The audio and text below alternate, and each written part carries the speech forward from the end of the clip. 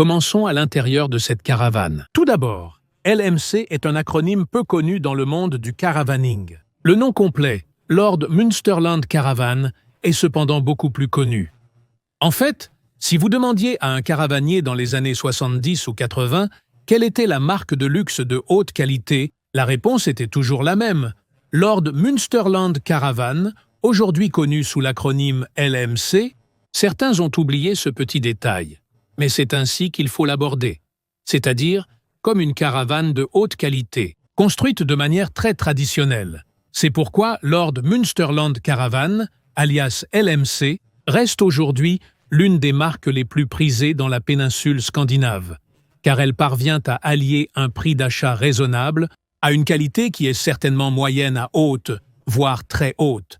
Et quand je dis très haute, je parle de qualité réelle, pas juste d'apparence. Il y a des choses que nous devons remarquer immédiatement, dès le départ. La dinette arrière à l'allemande est l'un des classiques de ce constructeur et le fait qu'il la propose aussi sur ce modèle est franchement bienvenu, car c'est l'une de ses caractéristiques de toujours. Mais surtout, en plaçant la dinette dans cette position, l'avantage est que les placards muraux sont entièrement utilisables, aussi bien ceux avec fermeture comme celui-ci, que ceux plus ouverts comme celui du centre. Au-delà des poches qu'on peut aimer ou non, il y a deux points intéressants. Le rail sur les stores d'occultation, qui permet vraiment d'obscurcir la caravane sans laisser passer la lumière sur les côtés, ces petits rideaux qui sont en coton naturel. Et c'est un autre point important, car nous sommes dans la nature, certes, mais s'il est vrai que la nature doit être à l'extérieur, il est bon qu'elle soit aussi à l'intérieur si possible. Et le fait qu'il n'ait pas été traité avec des produits chimiques ou des peintures dégageant des émanations est, à mon avis, l'un de ses avantages, qu'il est toujours préférable de prendre en compte plutôt que l'inverse, en somme. C'est-à-dire que si c'était fait de manière traditionnelle, personne ne mourrait, mais ainsi on vit certainement mieux.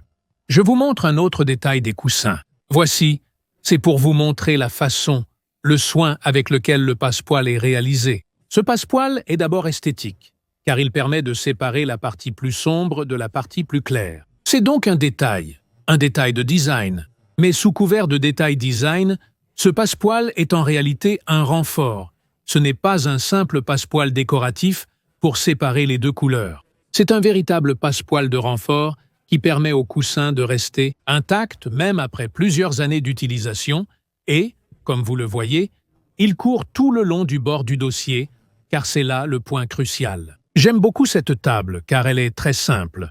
Le pied central habituel, très beau parce qu'il reprend un peu les tendances actuelles. C'est-à-dire que vous voyez très souvent ces tables claires dans les campings, car elles sont aussi à la mode. Beaucoup de grands accessoires comme On-Road et d'autres les commercialisent en bambou, etc. C'est donc quelque chose de très actuel, très concret. Mais à mon avis, c'est aussi très beau, car ça apporte franchement de la lumière, de l'espace, de l'harmonie. Bloc cuisine. Le bloc cuisine serait traditionnel, si ce n'est qu'il présente aussi des particularités qui le rendent intéressant. La profondeur de l'évier qui est nettement supérieure à la normale. Pas de beaucoup, nous ne parlons pas de mètres, mais de quelques centimètres. Mais le fait que la plaque de cuisson Tedford ait cette profondeur est franchement quelque chose d'utile et intéressant. Le fait qu'il y ait un panneau de protection par rapport à la fenêtre de la cuisine est aussi un point très intéressant. Gardons à l'esprit que normalement c'est un élément esthétique avec l'éclairage, etc. Le faire de cette manière signifie avoir décidé de dépenser de l'argent pour quelque chose de très utile au-delà de l'esthétique. Le rebord anti-éclaboussure est également très important car, rappelons-le, tout le monde n'en a pas. Et cela montre aussi le soin apporté à ce rôle. Regardez un peu, le tiroir est assez standard, assez normal. Rappelons que les robinets de sécurité sont à portée de main.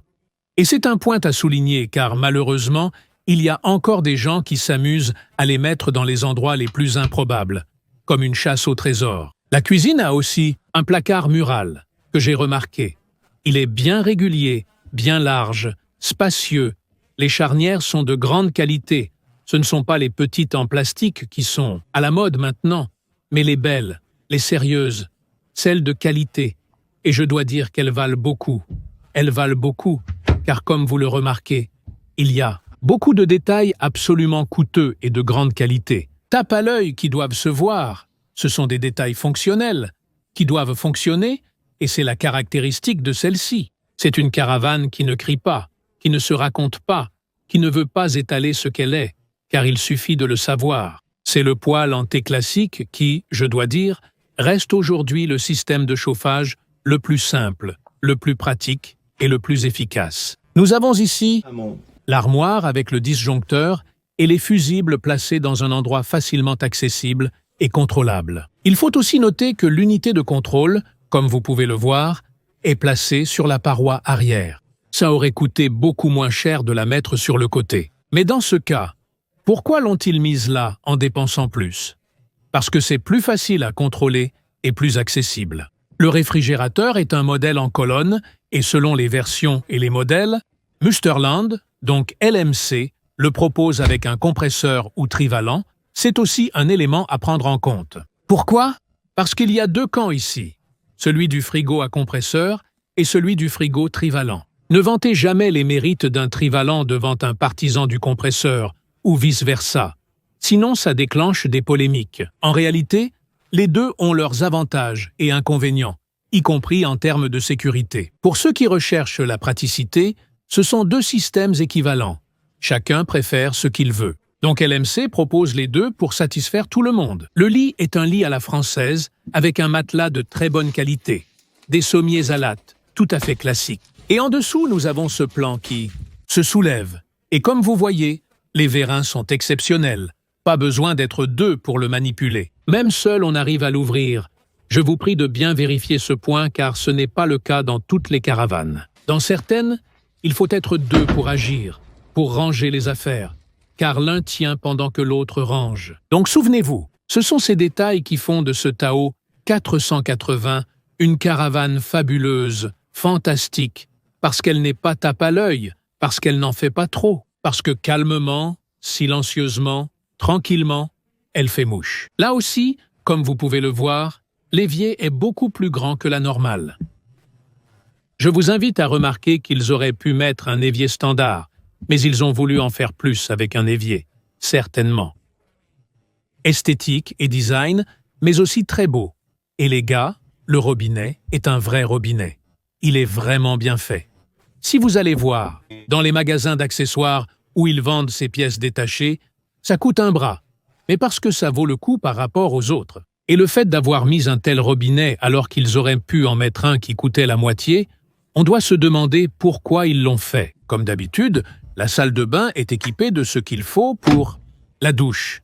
Mais jusque-là, je dirais que tout est assez normal. On y est. Voici.